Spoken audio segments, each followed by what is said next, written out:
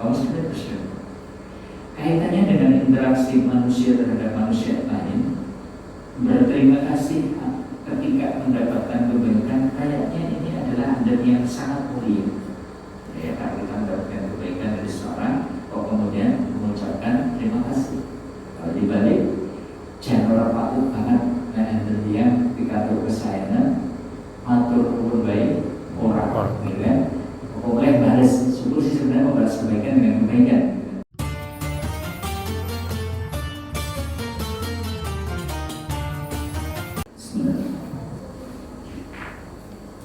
Assalamualaikum warahmatullahi wabarakatuh. Waalaikumsalam warahmatullahi wabarakatuh. Alhamdulillah, nahmaduhu wa nasta'inuhu wa nastaghfiruh wa na'udzu billahi min shururi anfusina wa min sayyi'ati a'malina. May yahdihillahu fala mudilla lahu wa may yudlil fala hadiya lahu. Asyhadu an la ilaha illallah wahdahu la syarika lahu wa asyhadu anna Muhammadan abduhu wa rasuluh. Allahumma shalli wa sallim wa barik ala Muhammad wa ala alihi wa ashabihi wa man tabi'ahum bi ihsan ila yaumil wa ba'da. Ya ibadallah, usikum wa iyyakum bittaqwallah. Wa qala Allah ta'ala, ya ayyuhalladzina amanu taqullaha haqqa tuqatih wa la tamutunna illa wa antum muslimun.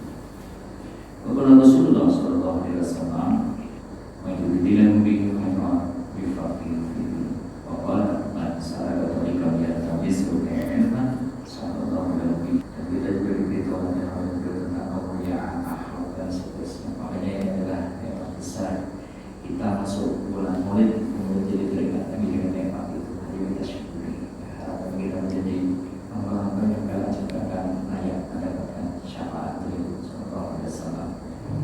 Dan insya Allah pada pertemuan yang akan datang kita akan coba merenungi kecintaan kita kepada Nabi sallallahu alaihi wasallam, bagaimana adab terhadap beliau juga. Tapi hari ini kita masih melanjutkan adab terhadap Allah.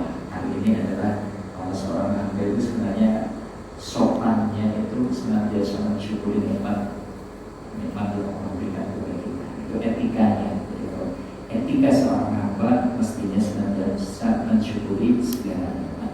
Kaitannya dengan interaksi manusia terhadap manusia lain, berterima kasih ketika mendapatkan kebaikan, kayaknya ini adalah adat yang sangat mulia. Ya, kalau kita mendapatkan kebaikan dari seorang, kok kemudian mengucapkan terima kasih. Kalau dibalik, jangan patut banget enten yang dikatur kesayangan, matur nuwun baik orang, gitu kan? Boleh balas syukur sih sebenarnya membalas kebaikan dengan kebaikan. Gitu. Tapi maka orang yang kemudian berterima kasih saat mendapatkan kebaikan, ini ada yang bagus, muncul dari kebersihan jiwa dan keluhuran budi. Nah, kalau kemudian kita berbicara tentang kebaikan, adakah yang lebih pemberiannya, lebih banyak pemberiannya dibandingkan dengan Allah Rabbana kepada kita? Gitu. Kepada manusia yang tadi mungkin kebaikannya sangat terbatas. Yang namanya manusia kebaikannya tidak kontinu, insidental, gitu kan? Jarang orang yang mungkin berbuat baik kepada kita kok terus menerus, itu jarang, gitu kan? Sehingga segala keinginan kita dipenuhi dan seterusnya jarang ya pada manusia yang kayak gitu. Beda dengan Allah, karunia-Nya tidak ada putusnya, karunia-Nya tidak ada batasnya. Maka betapa tidak beradabnya jika seorang hamba ternyata tidak mau bersyukur kepada Allah. Tapi faktanya Allah Ta'ala berfirman, kalau tadi sangat tidak patut ya, kalau ada manusia kok orang syukur, buatan syukur di mata Allah Ta'ala itu jangan buatan patut beras. Tapi faktanya Allah Ta'ala berfirman, wal qalilu min ibadiyas syakur. Sangat sedikit di antara hamba-hambaku yang bersyukur. Artinya ini pengakuan dari Allah Azza wa Jalla. Kita manusia yang merasakan bersyukur banget, ternyata menurut Allah sangat sedikit di antara hamba-hambaku yang betul-betul bersyukur. Jadi kebanyakan manusia jangan orang sopan kalau Gusti Allah, tidak beradab kepada Allah karena ternyata tidak masuk kategori bersyukur. Nah disinilah di kesempatan malam hari ini kita coba buka lagi. Nah kok bisa-bisa nih, kok kata-kata menungso kok dia berbuatan syukur, saya kok bersyukur. Emangnya syukur itu sisi kados pundi? Nah, ini yang akan kita coba bahas. Yuk kita bahas apa sih yang namanya syukur. Karena ini Anda seorang hamba kepada Tuhannya pastinya tansah syukur dumateng kepada Allah.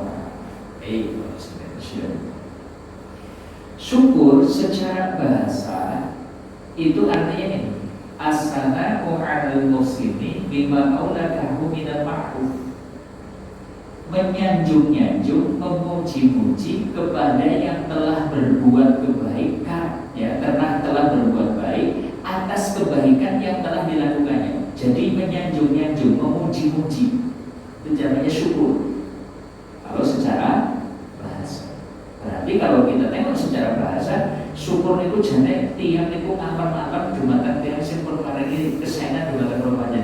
Misalnya kita itu diperlakukan baik sama seseorang, kita senantiasa menyanjung-nyanjung dia, ya, memuji-muji dia, kemudian mengucapkan terima kasih kepadanya. Itu namanya syukur. Nah kalau begitu, syukur kepada Allah sih berarti kepribon. Kalau secara bahasa itu tadi menyanjung-nyanjung. Nah menurut Ibnu Qayyim, orang disebut syukur itu ukurannya begini. Syukur adalah menunjukkan adanya nikmat Allah pada dirinya atau akan nikmat dengan lisan, yaitu berupa pujian, sanjungan, ucapan bahwa ia telah diberi nikmat. Dengan hati berupa persaksian dan kecintaan kepada Allah. Dengan anggota badan berupa kepatuhan dan ketaatan kepada yang memberi nikmat. Nah yang namanya syukur itu jadi ada sedikit. Ya, lisannya kata kalam-kalam, kaitannya dengan Allah, berarti kalam-kalam dumateng Allah, nyanyi juga memuji kepada Allah. Hati ngakoni bila sedang nikmat itu beparingan kepada Allah. Anggota badan gimana puji syukurnya? Dengan tunduk, tak patuh, taat kepada yang memberi nikmat. Berarti kan tambah malam-malam tok, gitu kan? Singgi ora pedut mengucap alhamdulillah, alhamdulillah, alhamdulillah. Malah sering dapat nasi bok dikasih tulisan tasyakuran dibagi kepada tetangga kanan kirinya. Barang ditapati dikasih sholat al-Quran, oh belum memulai sholat, gitu kan? Ternyata dia sholat nggak mau, berarti tidak siap berdoa kepada yang memberi nikmat. Sebenarnya orang yang seperti itu belum masuk kategori syukur. Sekalipun bawa nasi bok judulnya apa? Syukuran. Karena sebenarnya tiga syarat ini harus terpenuhi. Nah dari situ ya coba kita pelajari satu persatu. Jadi seseorang disebut syukur tadi syaratnya tiga. Satu, mengakui bahwa segala nikmat niku peparinganipun Allah.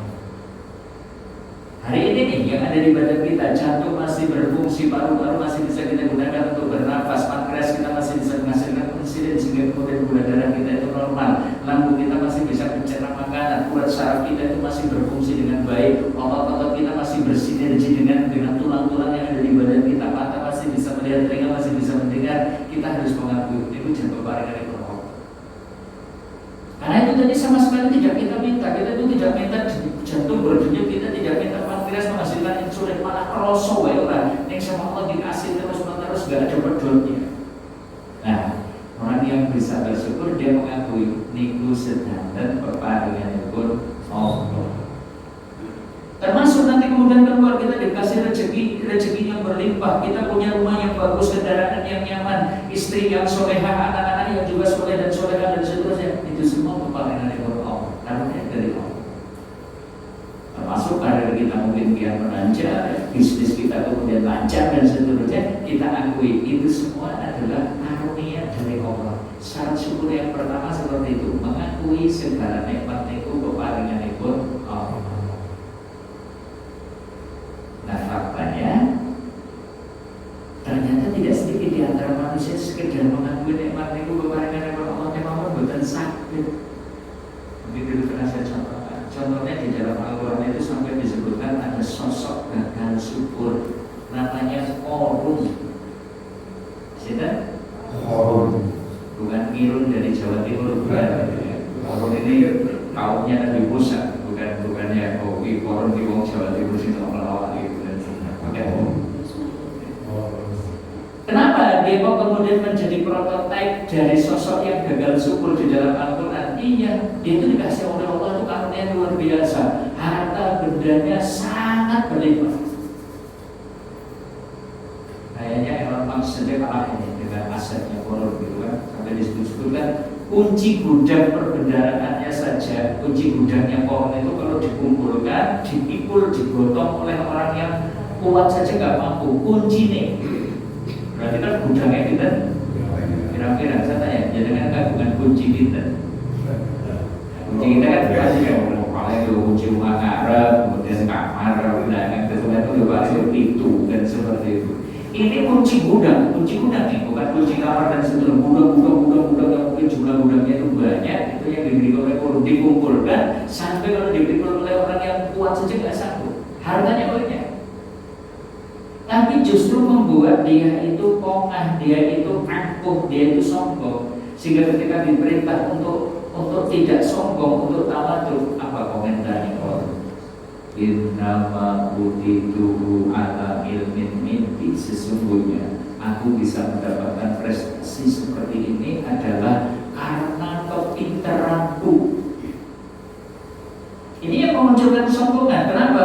Dia mengira bahwa segala kehebatan yang dia miliki itu adalah karena usahanya, karena kepintarannya, karena jerih payahnya. Ada orang badannya nggak mampu mengakui nikmat itu datangnya dari Allah. Sebenarnya apa yang terjadi? Allah berkufur.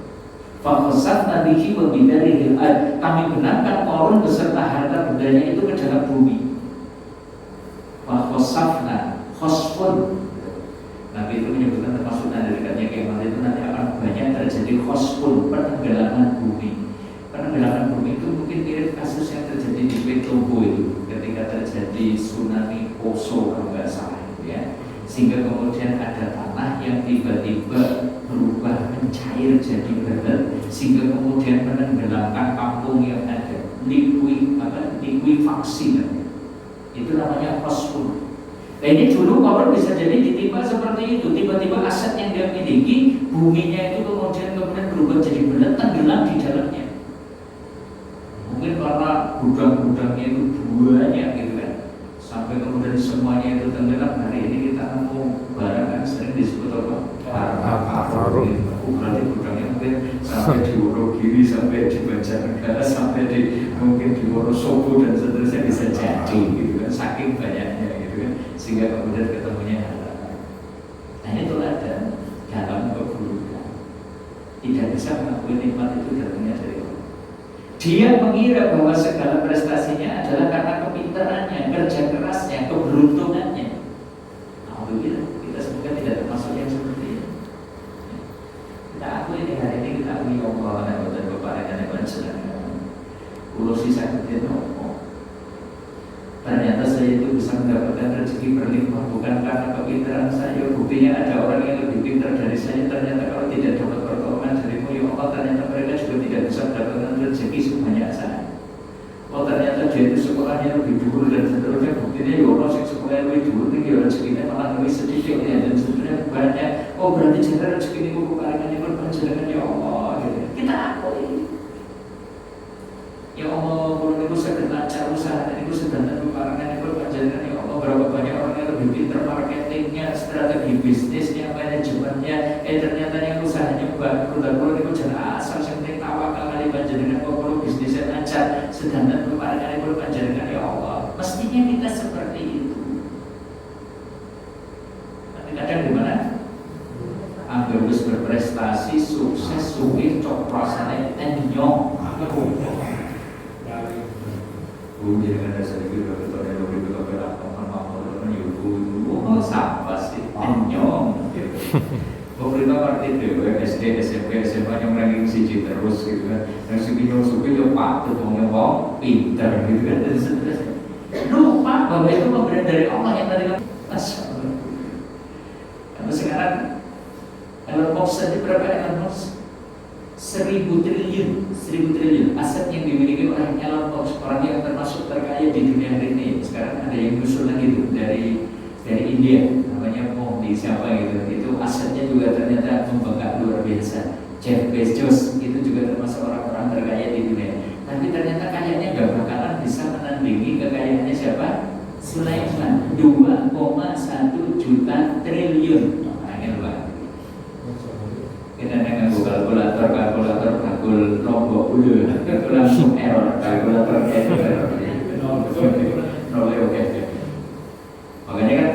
minta kepada Allah wis kula diparingi kesempatan buat sedita mawon kula tak maringi umpang kepada kewan sing tentang laut kan ada diceritakan seperti itu. Nabi Sulaiman kepengen ngepani semua binatang yang ada di lautan. Ya, nggak nyampe lama seperempatan roh itu kemudian yang dimiliki oleh Nabi Sulaiman itu habis sehingga kemudian beliau itu menyanjung-nyanjung memuji Allah Taala akan kebesaran kekuasaannya. Nah, dengan kekayaan yang dimiliki oleh Sulaiman seperti itu ternyata tidak membuat Nabi Sulaiman itu kemudian sombong, kemudian menganggap bahwa itu adalah karena kekuasaannya, karena kepintarannya dan seterusnya. Enggak, dia senantiasa teringat hada min fadli rabbi, ini semua adalah karunia dari Tuhanku, liyabluwani am ashkur au akfur. Saya diberi nikmat seperti ini sebenarnya hanya ujian, saya itu syukur atau kufur. Nah, mestinya kita seperti itu.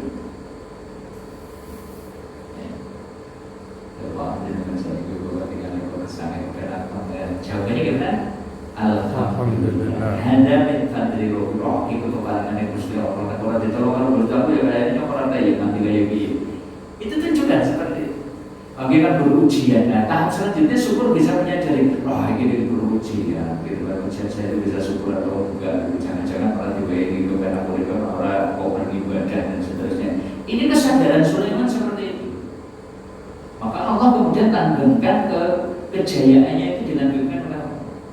Nah, dari situ kita garis bawahi syarat seseorang disebut syukur yang pertama ini mengaku segala nikmat itu adalah pemberian Allah. Ada orang yang gagal syukur karena dia itu mengira nikmat itu adalah karena hasil kepintarannya, kerja kerasnya. Bahkan ada yang lebih buruk lagi, dia menisbatkan nikmat itu kepada selain Allah.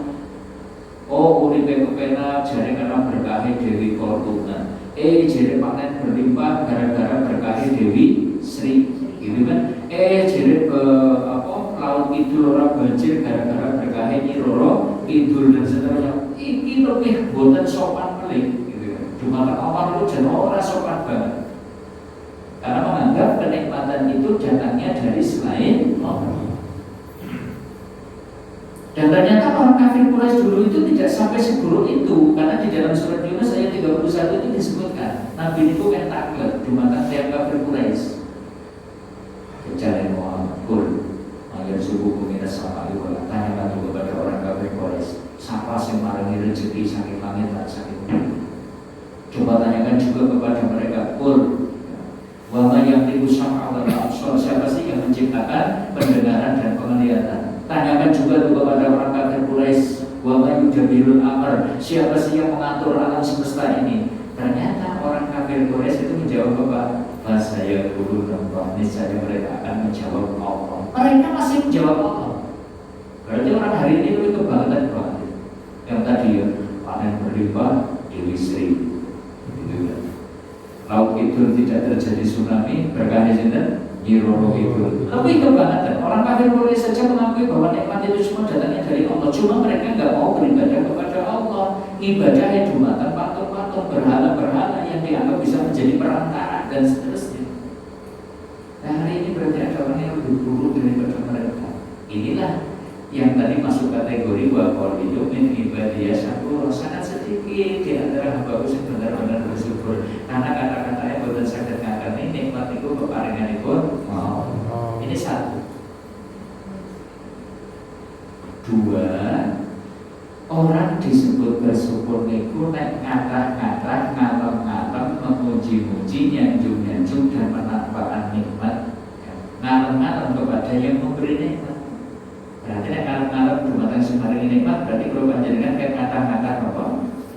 Ucapan alhamdulillah. Banyak mengucapkan.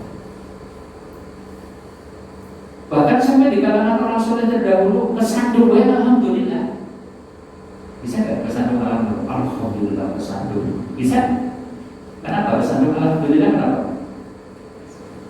Kenapa? Kok kesandung alhamdulillah gitu kan? Ternyata kalau kita selamat ya alhamdulillah kalau kesandung. Kayak dulu nyomelan, jadi malah diamputasi jempolnya kalau segini gara-gara diabetes sampai sekarang belum kering lukanya dan seterusnya. Kita bersyukur kesandung masih punya jempol. Ada orang yang jempolnya harus diamputasi karena gula darahnya tinggi dan seterusnya. Bersyukur. Dompet tipis, gimana? Alhamdulillah. Nah, apa sih dompet tipis? Alhamdulillah. Bahkan banyak ada orang yang tidak punya dompet. Berarti dompet tipis masih bersyukur. Maksudnya kalau kita itu mau melihat ada orang yang di bawah kita, sebenarnya segala kondisi yang kita rasakan mestinya kita masih bisa menyanjung-nyanjung memuji Allah. Alhamdulillah. Iya, gambaran bersyukur seperti itu. Apapun kondisinya masih bisa mengucapkan alhamdulillah. Segala puji bagi Allah. Dan jangan sepelekan kalimat itu. Kalimat ini nilainya luar biasa. Mungkin sering saya bacakan. Ada satu hadis itu. Lau anna dunya bihada firiha biyadin rajulin min ummati, sekiranya dunia beserta isinya dipegang, dikuasai oleh salah seorang di antara umatku, katanya. Berarti ini semua kekayaan yang ada di muka bumi itu menjadi milik dia. Semua sumber biota laut dari jenis ikan, udang, bahkan termasuk berbagai macam jenis hewan yang lain milik dia. Segala macam hasil tambang, entah itu emas, perak, mungkin uranium, bahkan mungkin tembaga, nikel, timah dan seterusnya milik dia. Segala hasil kehutanan milik dia, segala hasil pertanian, perkebunan milik dia, sarana transportasi milik dia, sarana komunikasi milik dia. Berarti semuanya itu berada di kekuasaan dia. Semua orang alhamdulillah. Kemudian orang itu mengucap kalimat alhamdulillah. Kata Nabi, lakan alhamdulillah Abdul Mindani. Sungguh ucapan alhamdulillah itu lebih utama daripada dunia beserta isinya yang ada di tangannya. Nilai alhamdulillah seperti itu. Makanya kalau bisa gimana tadi? Dalam setiap kondisi kita bisa mengucap alhamdulillah. Ribu alhamdulillah, digerges-gerges, lagi pegel-pegel, sing boyo keja, pating cenut gitu. Tetap mengucap apa? Alhamdulillah. Berikut siapa dari Pak kalau ajar, nabi baca hilafah gitu dan seterusnya. Alhamdulillah. Insya Allah bahagia. Kenapa kunci bahagia itu ada di situ? Bisa mensyukuri nikmat yang ada. Itu orang yang bisa merasakan bahagia. Nah, kata Nabi, "May yaskuru qalilan la yaskuru katsiran." Orang yang ketika mendapatkan nikmat sedikit saja gak bisa mengucap alhamdulillah kemudian bersyukur, gak bakalan bisa syukur kalau dapat nikmat yang banyak. Kalau kita kemudian dapat nikmat yang sedikit saja tidak bisa merasakan kecukupannya, jangan dikira kemudian kalau dikasih nikmat banyak itu jadi cukup. Enggak, karena syukur itu urusan hati. Adapun kita itu dapatnya apa itu dan seterusnya, itu sebenarnya bukan menjadi kunci kebahagiaan kita. Kuncinya apa? Kita bisa merasa cukup dengan nikmat yang kita miliki. Namanya syukur ya seperti itu, merasa cukup dengan nikmat yang kita miliki, sehingga kemudian dapat seberapa pun atau memiliki berapapun, alhamdulillah. Apa? Kunci bahagia itu gampang. Tadi kan bisa mensyukuri nikmat yang sedikit, insya Allah bahagia. Jadi kami sampaikan karena kita itu susah menderita digawe dewa keberapa kita tidak mau mensyukuri nikmat yang kita miliki sampai kapanpun gak bakalan bahagia. Jadi kami sampaikan data contohkan duit 5 juta, harapnya kok duit Fortuner. Duitnya 5 juta rokoknya nggak duit Fortuner, bisa nggak? Bisa kok. Kalau usah 5 juta bahkan orang modal kan bisa. Modalnya bawa KTP. Masuk dealer, pulang bisa bawa Fortuner, bisa. Pulang ke operator, keren banget. Tumpangannya kok Fortuner. Sebulan kemudian sikile anyes, gitroke kaku, sirai mumet, tensine munggah. Kenapa berikut? Mikir ada yang ngabsur, secara digawe. Nah kalau kita kemudian terima olah 6 juta ya Supra X tahun 98. Keren gak? keren. Ya orang keren sih, orang keren gitu kan. Maksudnya karena Fortuner dia tetap keren Fortuner gitu kan. Ini kan hatinya anjum gitu kan sebenarnya. Dan tinggal kita yang kita kejar itu apa? Yang kita kejar ini hatinya anjum, bahagia, tenang, kok keren kan gitu. Dan yang kepengennya ya keren tur ayam, dan yang kepengennya keren tur ayam ya kudu sugih kan gitu. Kalau kira-kira nggak sugih, kira-kira kita carinya yang penting ayam kan seperti itu. Yang kita kejar itu. Lalu yang dicari ayam belajar bersyukur sekecil apapun nikmat alhamdulillah. Siap. Siap. Itu kan usia kita sudah usia pensiun, sudah mulai 60 plus. Kayaknya sudah lah, nggak usah kaya, terus orang usah daging-daging, loh, namanya deh bahasa Jawa itu harus dikubur, terus usah kaya, terus usah daging-daging, terus orang usah kepengen, waduh kalau dikubur sekolah kayak sudah cukup lah, ini usia sudah 60 ya, nanti kita kalau nggak tahu sih tinggal berapa, paling juga sisa. Terus cukup, itu juga nikmatnya pol-polan ini. Kamu ini gue mikir anakku tuh kok mereka itu kecuali anakku tuh gak ada rezekinya apa sudah jadi kan gak usah pusing gitu kan. Terus dari mau sepuh itu semuanya dinikmati gue. Urusan anakku tuh itu sudah bawa rezeki sendiri. Pokoknya jangan ngomong aku ibadahnya dari anak aku sebagai mentas gitu. Aku anak masih dari mikir aku tuh dan seterusnya orang-orang ibadah. Terus pokoknya biarkan mereka itu kemudian berusaha sendiri. Sudah punya jatah rezeki sendiri. Ayo. Nikmat yang ada kemudian gimana? Disyukuri. Syukur termasuk di antaranya ini mau menampakkan nikmat, mau menyebut-nyebut nikmat. Allah itu senang sebenarnya kalau Dia itu memberikan nikmat kepada hambanya, kok kemudian nampak bekasnya. Allah itu suka.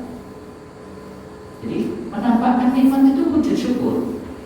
Jangan pada kagungan kagungan sing saya, jemput diagam sing saya, disetrika rambutnya, disisir sing ganteng dan seterusnya. Oh justru jadi duit pirang-pirang yang tampilannya ngecumut gitu kan, terus berlekat dan seterusnya. Jangan tunjukkan bahwa kita itu dikasih sama Allah. Keren ya keren.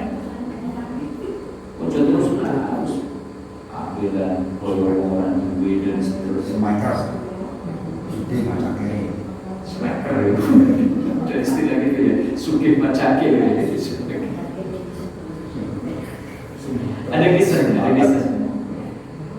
Suatu saat santrinya Imam Abu Hanifah itu nampak bocil gitu, yang ikut ngaji itu ada satu santri tampilannya itu sudah rambutnya awut-awutan, kelihatan kumar, bajunya juga kumar gitu. Maka kemudian Imam Abu Hanifah itu bilang, kamu nanti habis kajian nggak usah balik itu, tunggu ya, yang lain pulang kamu di sini aja.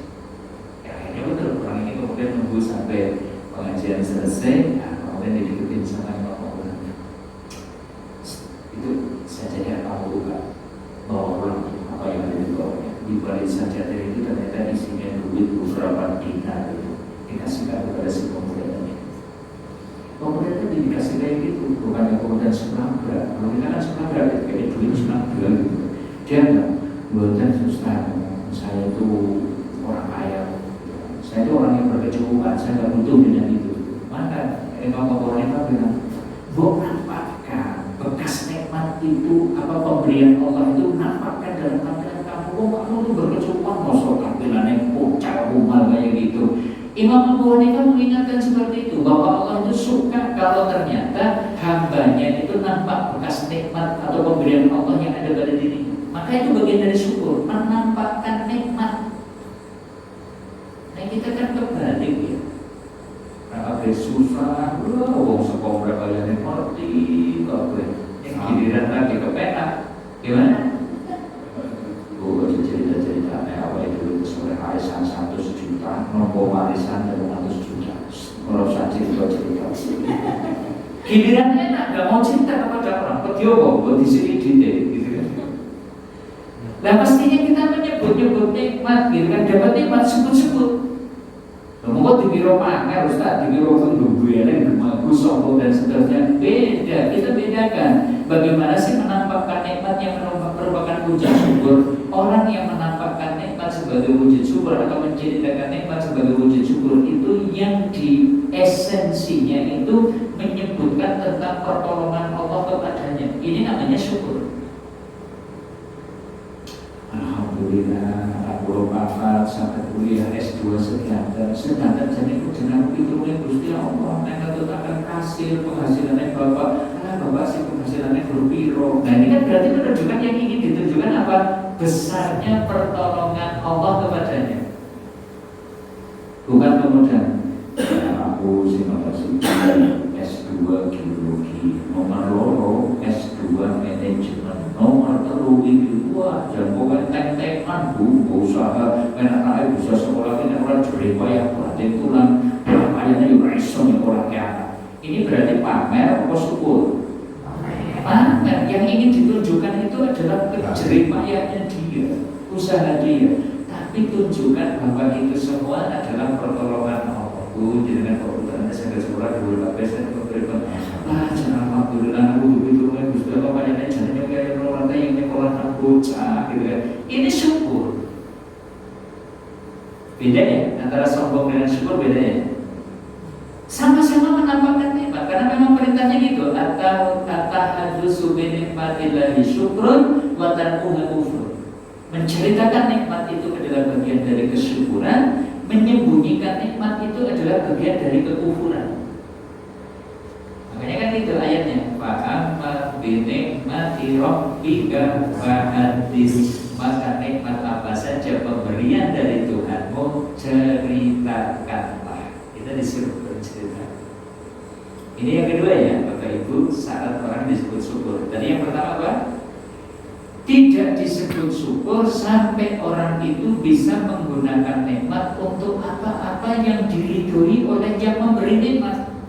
Semarin nikmat sudah. Berarti baru disebut syukur kalau nikmat itu digunakan untuk apa-apa yang diridhoi oleh Allah. Ini yang kebanyakan orang gagal. Acaranya sih ya, tadi yang saya contohkan syukuran, undang orang makan-makan gitu kan, kemudian pulang masih dikasih oleh-oleh dan seterusnya, dikasih nasi pun dan seterusnya. Tapi dia ternyata nggak mau taat kepada Allah, tidak menggunakan nikmat untuk apa-apa yang menjadi keridhoannya. Ini bukan namanya syukur. Maka untuk memudahkan kita bagaimana sih sebenarnya cara menggunakan nikmat untuk apa-apa yang diridhoi oleh Allah. Mungkin pernah saya ceritakan. Nikmat mungkin bisa dibagi jadi dua. Ada nikmat badaniyah. Maka cara mensyukurinya dengan melakukan amal badaniyah. Nikmat badaniyah contohnya apa? Rakaat sebelum subuh, 4 rakaat sebelum duhur, 2 rakaat ba'diyah duhur, 2 rakaat ba'diyah maghrib, 2 rakaat ba'diyah isya. Ini wujud syukur, dikasih nikmat badan sehat, syukurnya dengan apa? Tambah ibadah badaniyahnya. Contohnya sholat. Wakil janda, terus ngatur saya tahu kayak belum tahu, lakukannya sing jenenge tahajud. Nomor 2 mari ya dari sakit ini, mulai besok saya tak tahajud. Ini wujud syukur. Jadi nikmat badan disyukuri dengan amal badan.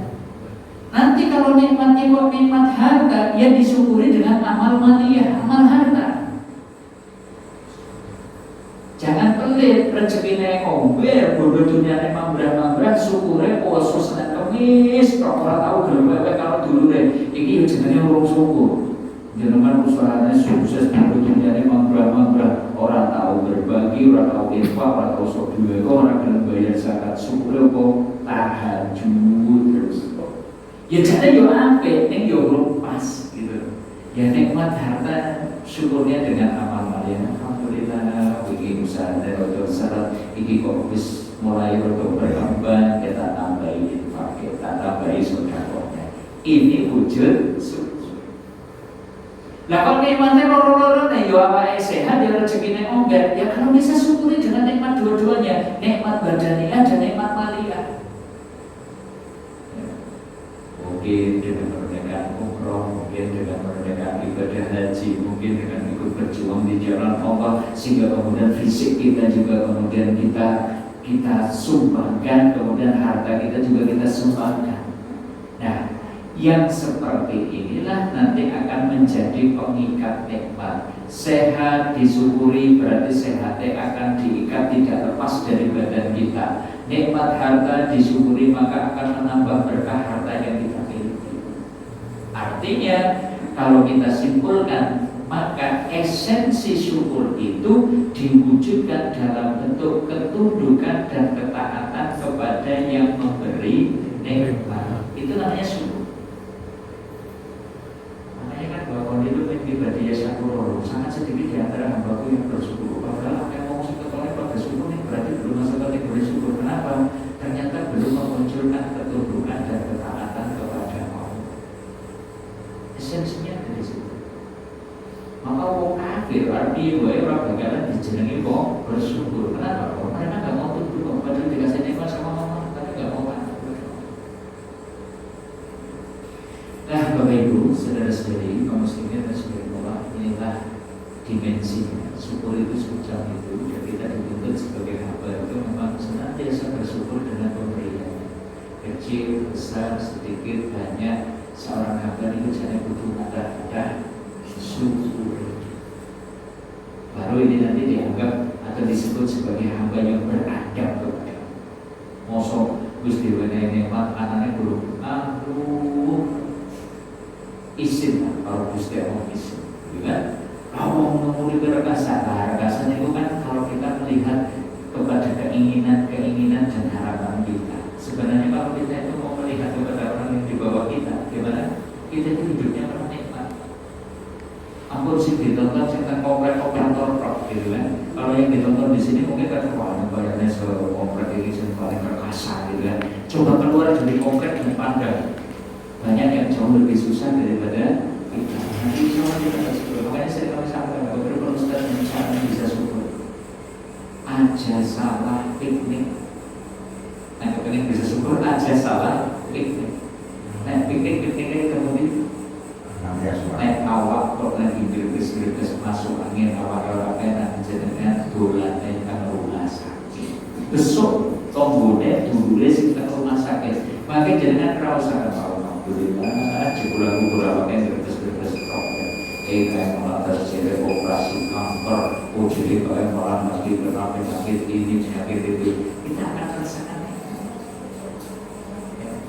Kalau kita rezeki lagi seret, ayo kita itu coba tengok nih saudara kita yang hidupnya jauh lebih susah daripada kita. Kita akan merasakan ya Allah kita masih beruntung, rumah kita nyaman, kita masih punya kendaraan, kita masih punya penghasilan dan seterusnya. Banyak orang yang bahkan rumah nggak punya penghasilan, nggak tahu besok harus makan apa dan seterusnya. Kudu sana, karena usahanya lagi susah, rezeki seret, jangan dolannya mau depo pelita. Rokok lagi nyuruh troli pembelajarannya. Begitu dia di pasir mulai dompet, banyak yang orang sudah ditekuk gitu kan, saking dari duitnya kan dompetnya orang sudah ditekuk gitu. Ya jangan gerak suruh gitu, bayarnya sebagai negara jadi bohong sih paling perkasa, bukan paling perkasa karena kita salah piknik. Itu kan orang disusah pikniknya yang demo pelita. Berarti yang lagi susah pikniknya terpundi, dia cerita, baru di pojokan. Yang pikniknya yuk. Yang tadi ya panti asuhan, tengok mungkin ada orang yang hidupnya kesusahan. Nah kita nanti akan merasa alhamdulillah caranya biasa penting gitu. Nah gitu ya kaum muslimin dan saudara. Jadi inilah kalau kita ingin bahagia belajar. Jadi hamba yang senantiasa mungkin itu dulu ini. Atau ada yang didiskusikan kalau itu sudah cukup sih sudah ada suara anda itu kayaknya. Oke itu dulu. Sudah bisa? Jadi, makanya tadi kan saya tahu aturakan mungkin ini kalau ada sesuatu yang ngomong, kita ada doa tersebut yang monggo kita publikasi nanti doa Bapak Majlis. Bismillahirrahmanirrahim. Subhanallah wa bihamdihi asyhadu an la ilaha illa anta astaghfiruka wa atubu ilaik. Wassallallahu ala nabiyyina Muhammad walhamdulillahi rabbil alamin. Assalamualaikum warahmatullahi wabarakatuh. Waalaikumsalam. Inilah yang kita